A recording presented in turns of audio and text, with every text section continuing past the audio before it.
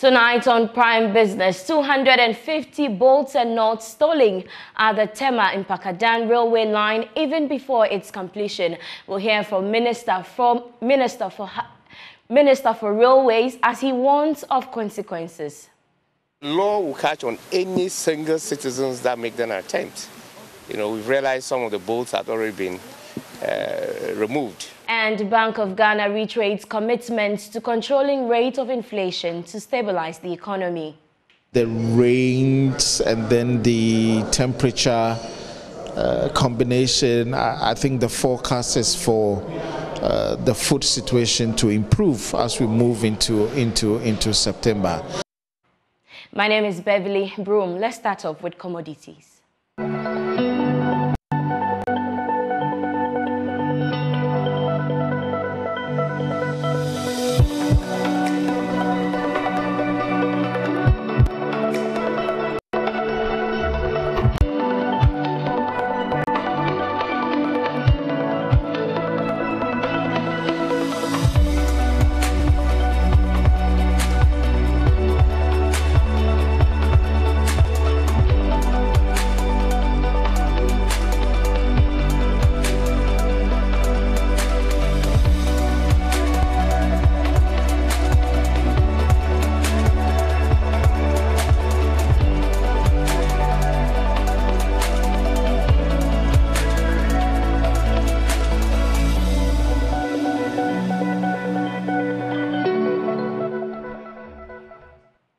Let's settle for the details now. The 97 kilometers railway project from Tema to Mpakadan has started feeling the brunt of theft activities along the route even before the full completion of the project.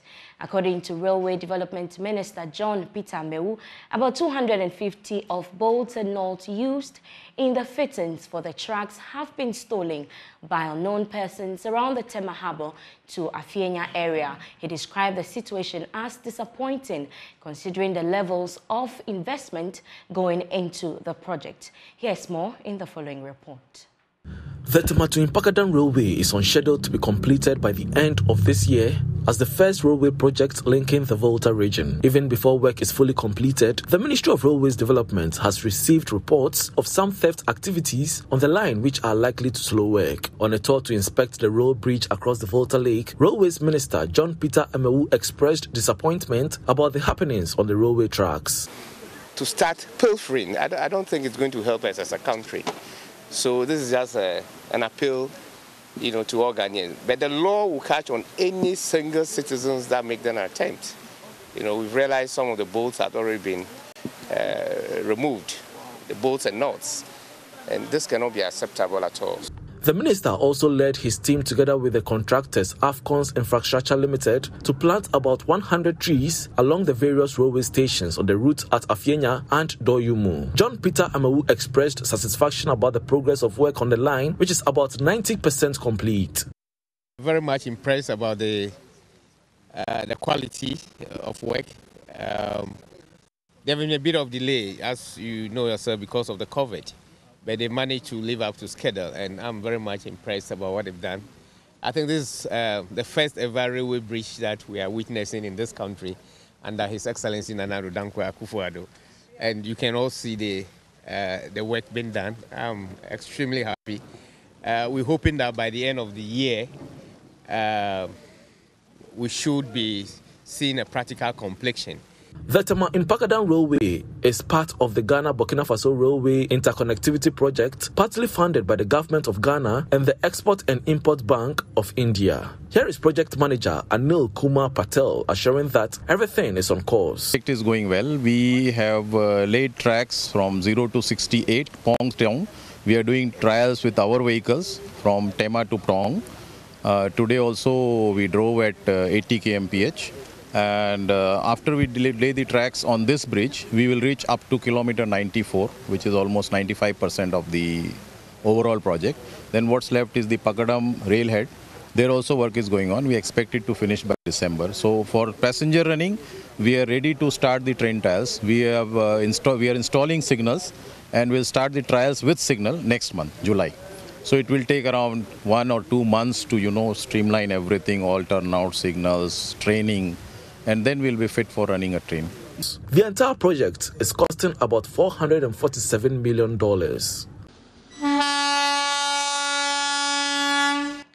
Director Network Service Operations and Enterprise of Airtel Tigo has described as a national security threat the nationwide theft of telecom equipment, adding the menace has the capacity to plunge the country into chaos. Stephen Zoroaster's warning comes as a Kumasi Circuit Court grants bail to 2 persons accused of posing as engineers of the company to steal equipment at a cell site at Etimetim, a suburb of Kumasi. Airtel Tigo has recorded 68 of such theft cases across the country in the last 2 years. Ohime Interior has more in the following report. Mobile telephony firms continue to feel the negative impact of equipment and material theft at their cell sites. Felix Dugan Apri and his accomplice, identified only as Ano, posed as engineers of Airtel Tigo, climbed the company's mast and succeeded in allegedly removing a radio transceiver equipment at the cell site at Etimetim in the Ashanti region on April 20, 2022. Some workers of the firm blew the alarm, leading to their arrest. The duo made their second appearance before a Kumasi Circuit Court on Thursday and were granted bail in the sum of 200,000 Ghana cedis with 2 sureties to be justified. The court asked police prosecutors to furnish defense counsel with all disclosures and witness statements to set the stage for case management conference.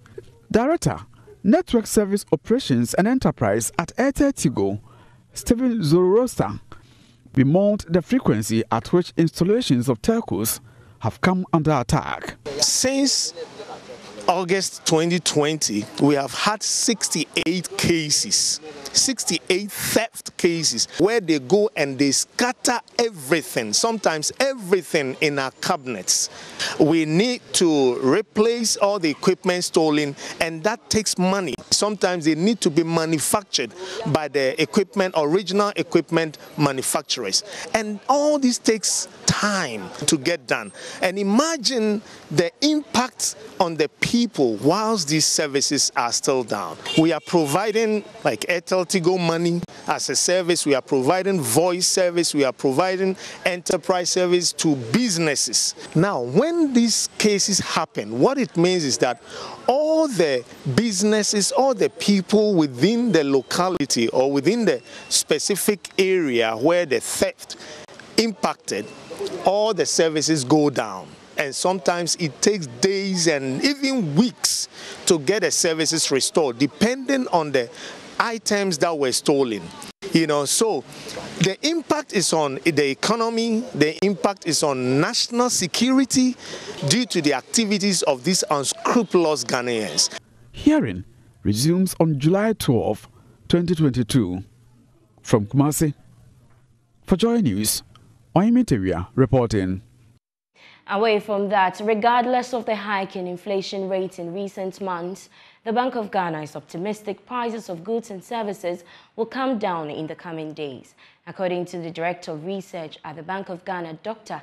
Philip Abredu-Oto, the monetary policy of the central bank is working assiduously to control the rate of inflation to stabilize the economy. He was speaking at a financial literacy training workshop for journalists.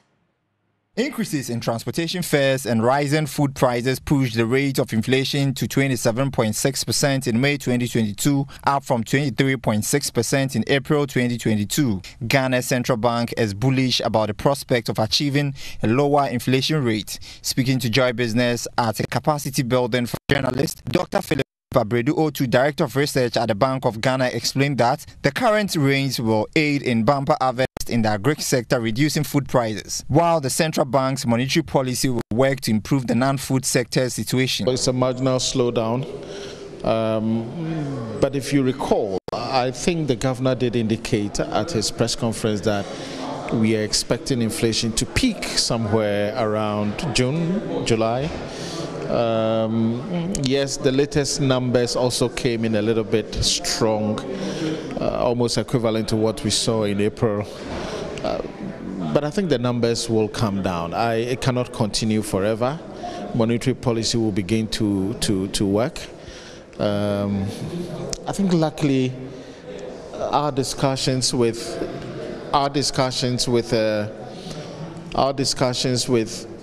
meteorological department and the data that we are seeing, the rains this year look a little bit better than last year. And given the rains and then the temperature combination, I think the forecast is for the food situation to improve as we move into September. So as we move into September, we are likely to see a somewhat improved situation with monetary policy also working alongside to contain the non-food aspect, and we should see the numbers beginning to come down. He ascribed the fall in annual increase in reserves to unsustainable debt caused by the depreciation of the cedi and the economy's recovery from the COVID-19. The first is debt. It's a fiscal problem, is debt. And we see debt consuming part of our reserves. When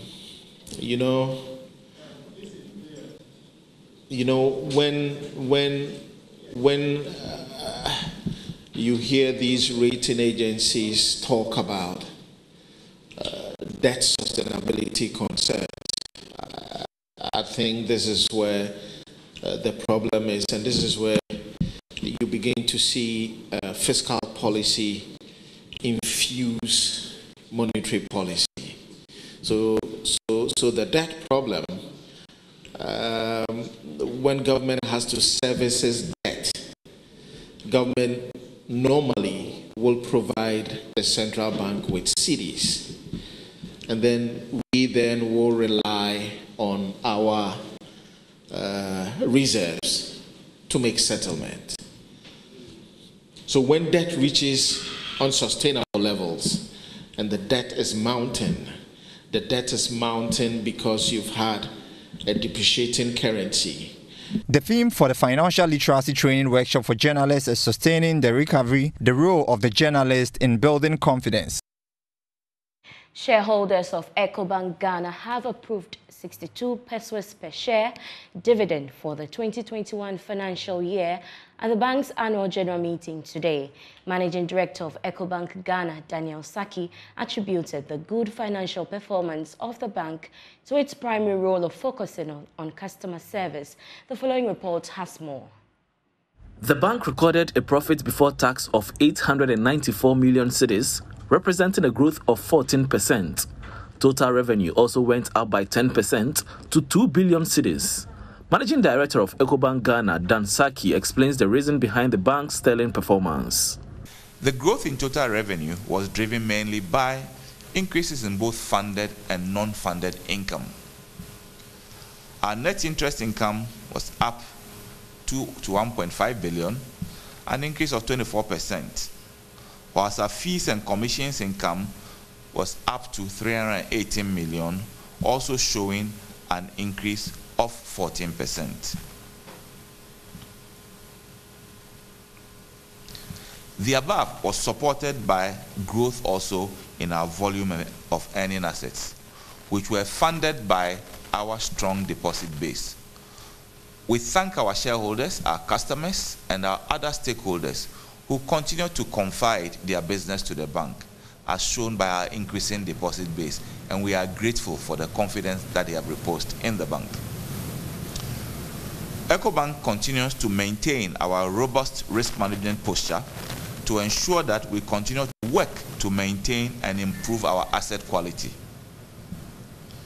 Our total assets grew by 12% to 17.9 billion, and our owners' equity or shareholders' funds were up 10% to 2.7 billion cedis. According to him, the bank will leverage the momentum built in 2021 and continue to deliver on its mandate in 2022. That having sensitized our customers to continually see everything from the point of view of our customers, we now start tailoring products to meet the specific needs of each of our customer groupings. We want our staff to take responsibility for anything that comes to them and solve it first time.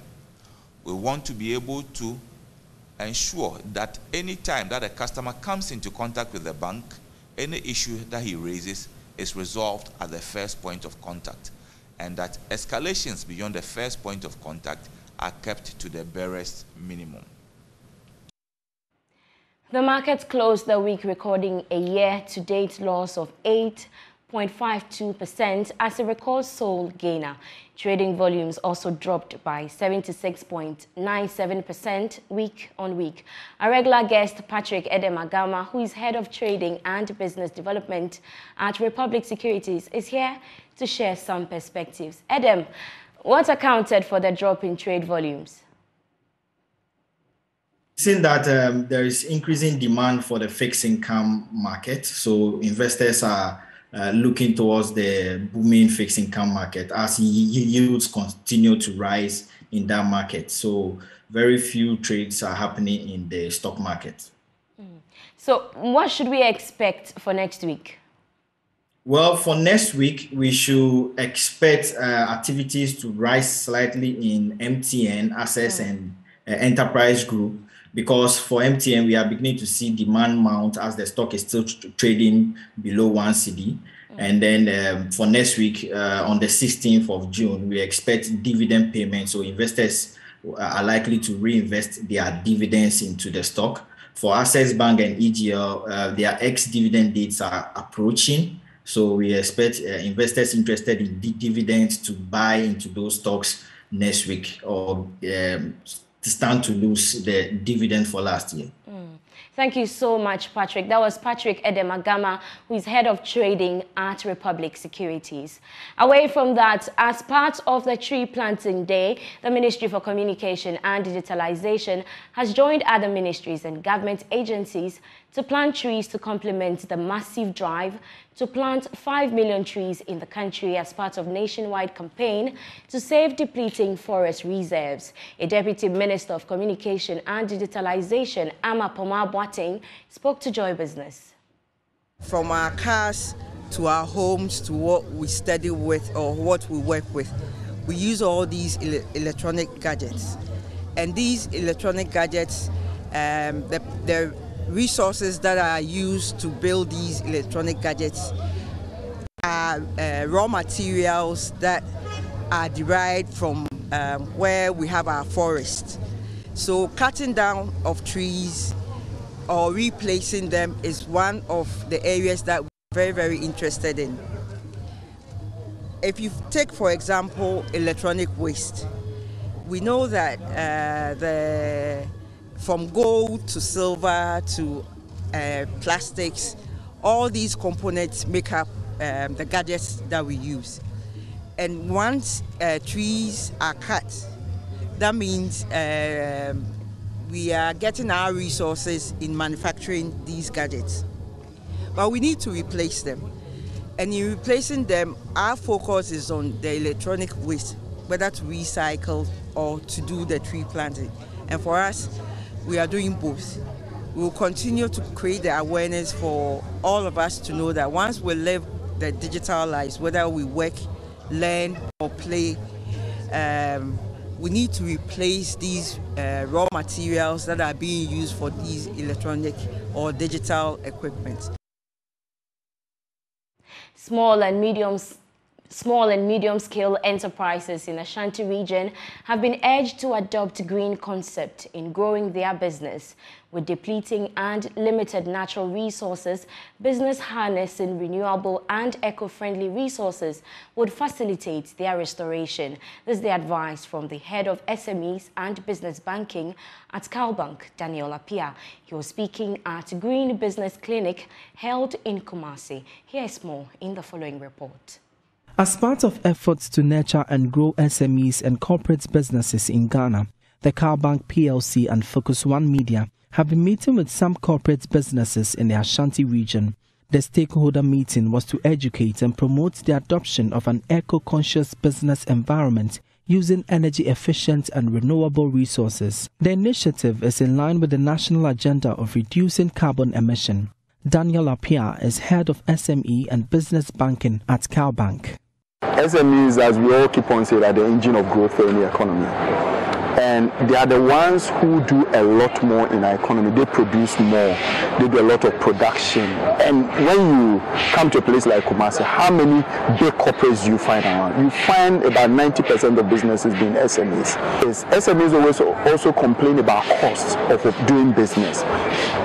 Once they go green, it means they're also finding ways and means of also reducing the operational costs, being more efficient and making more money. The business clinic afforded businesses opportunity to explore green financing options. This, according to the bank, would facilitate reduced cost of business expenditure and ultimately accelerate Ghana's green economy. Abraham Jani is head of corporate relations at CalBank. We decided to go green, and in doing that, we actually partnered with some DFIs, i.e. IFC and AFD, to get dedicated funding to support green projects. And what the product basically is a tailor-made product that is structured to support green investment.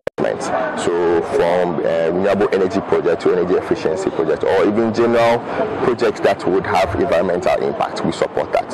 And what we are saying is that the added feature is that we are giving lower interest rates on such facilities,